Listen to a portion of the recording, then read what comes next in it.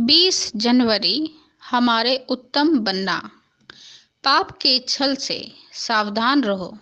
इब्रानियों की पत्री 3 अध्याय 13 पद।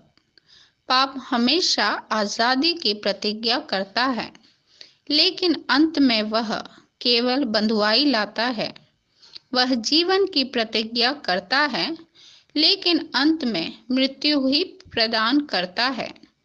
पाप धीरे धीरे मनुष्य को पूरी तरह से बांध देता है और उसके पास केवल परमेश्वर के द्वारा उसके अनुग्रह से हस्तक्षेप करने के अलावा बचने का कोई रास्ता नहीं बचता।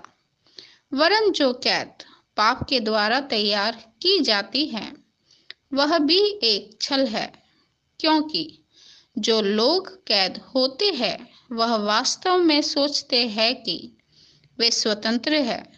समय बीत जाने के बाद उन्हें पता चलता है कि वे अपनी ही लालसाओं और आदतों के चलते कैद हो गए हैं। यीशु मसीह आजादी देने के लिए आए थे। नासरत के आराधनालय में दिए गए उसके पहले संदेश में हमारे प्रभु ने स्वतंत्रता और जुबली के वर्ष की तुरही फूंक दी थी। लूका 4 अध्याय 16 पद से 44 पद तक। लेकिन मसीह द्वारा बताया स्वतंत्रता का अभिप्राय धर्म त्याग से अलग है, क्योंकि वह स्वयं उस स्वतंत्रता को प्राप्त करने वाला है। बाइबल में आजादी का अर्थ अपनी मर्जी से काम करना या अपने तरीके से काम करना नहीं है।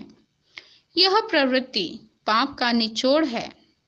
जो आजादी यीशु मसीह देते हैं, उसका अर्थ परमेश्वर की इच्छा में परिपूर्णता का आनंद मनाना है।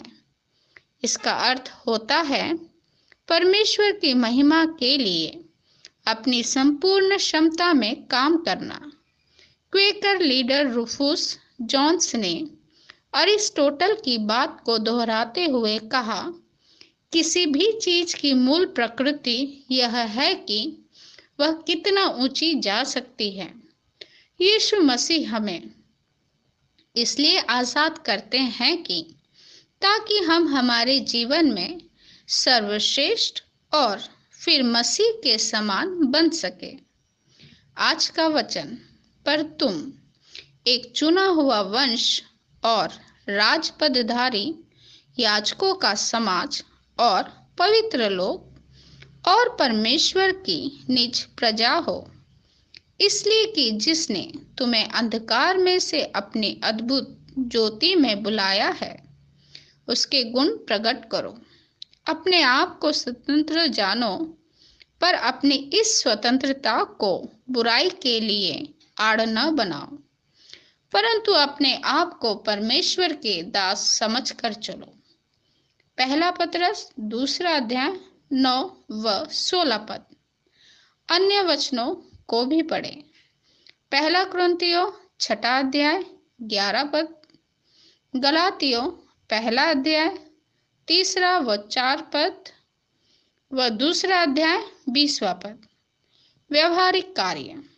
उस आजादी के लिए परमेश्वर का धन्यवाद दे जो आपको मसीह में प्राप्त है, और प्रार्थना करें कि वह आपको इस योग्य बनाए कि आप पापों से प्राप्त आजादी को आज परमेश्वर को महिमा देने के लिए इस्तेमाल कर सकें। परमेश्वर आप सभी को आशीष दे। जय मसीह की।